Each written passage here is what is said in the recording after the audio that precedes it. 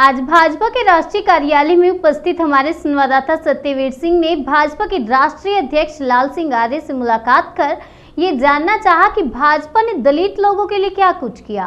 लाल सिंह आर्य व सत्यवीर सिंह के बीच खास बातचीत के कुछ अंशों की ये रिपोर्ट देखिए। और जिस तरह से आप अनुसूचित जाति के मोर्चे को देख रहे हैं, तो जो इन लोगों के लिए भाजपा ने क्या क्या फायदे सोचे हैं या क्या क्या फायदे किए हैं, उनके बारे में बताएं।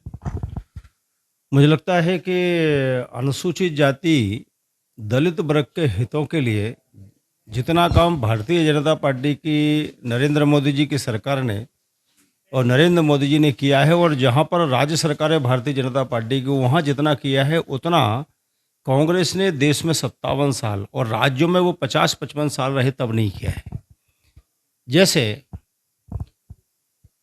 देश के प्रथम मंत्रिमंडल में विधि मंत्री अंबेडकर जी थे, उन्होंने देश का संविधान बनाया, लेकिन अंबेडकर जी के एक भी राष्ट्रीय स्मारक कांग्रेस ने नहीं बनाए। वो पांचों के पांचों राष्ट्रीय स्मारक भारतीय जनता पार्टी ने बनाए।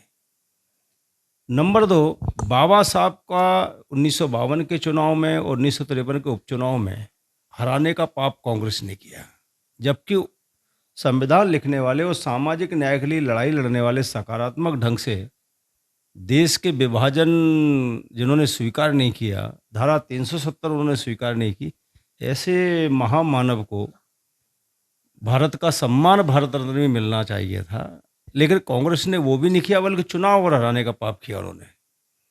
इसके साथ ही अभी गरीब उन्मूलन की जितनी योजना है, इसमें से SC ST के लगभग 60% लोगों का लाभ मिल रहा है, चाहे वो आयुष्मान योजना हो, चाहे उज्ज्वला योजना हो, चाहे मुद्रा बैंक की योजना हो, चाहे बैंकों में खाते खोलने वाला विषय हो, चाहे झोपड़ी की जगह मकान बनाने का विषय हो। ये सब कहीं ना कहीं भारतीय जनता पार्टी नरेंद्र मोदी जी कर रहे हैं। 57 साल में बैठी हुई कांग्रेस ने ये प्रारंभ क्यों नहीं किया? भारतीय जनता पार्टी ही क्यों कर रही है? इसका मतलब है कि भारतीय जनता पार्टी का सीधा उद्देश्य है नेशन फर्स्ट, पार्टी सेकंड, कार्यकर्ता थर्ड। गरीब उन्मूलन की योजना, ये सपना किसका था? ये सपना पंडित दीनदयाल उपाध्याय का था, अंत्योदय। ये सपना विवेकानंद जी का था, उन्होंने कहा नर सेवा नारायण सेवा। ये सपना महात्मा गांधी का था, उन्होंने कहा आत्मनिर्भर बनाना है, कुटीर उद्योगों को स्थापित करना है। ये सपना किसका था? ये सपना भारतीय जनता पार्टी की मैनिफेस्टो का है, और इन सपनों को पूरा नरेंद्र मोदी जी कर रहे हैं। वो गरीबों के नारे लगाते रहे कांग्रेस के नेता, हमने नारे नहीं लगाए, हमने गरीबों के लिए काम किया। ये मूल अंतर कहीं ना कहीं कांग्रेस और भारतीय जनता पार्टी में है। तो जिस तरह से अब जो अगला जो चुनाव 2022 का यूपी में आ रहा है, तो उसमें जो हमारे भाजपा का क्या अहम रोल है? मुझे लगता है भारतीय जनता पार्टी का राष्ट्रीय नेतृत्व, प्रदेश का नेतृत्व अभी पॉलिसी तय करेगा, एजेंडा तय करेगा।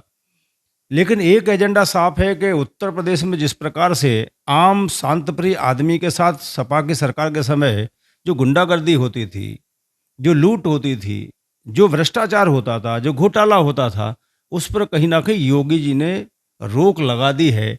और पूरे उत्तर प्रदेश में एक ही मैसेज है कि शांति का टापू बना दिया है योगी जी ने, और गुंडे और अपराधी कहीं ना कहीं या तो बिलों में घुस गए हैं या गिरफ्तार करके जेल में डाल दिया गया है।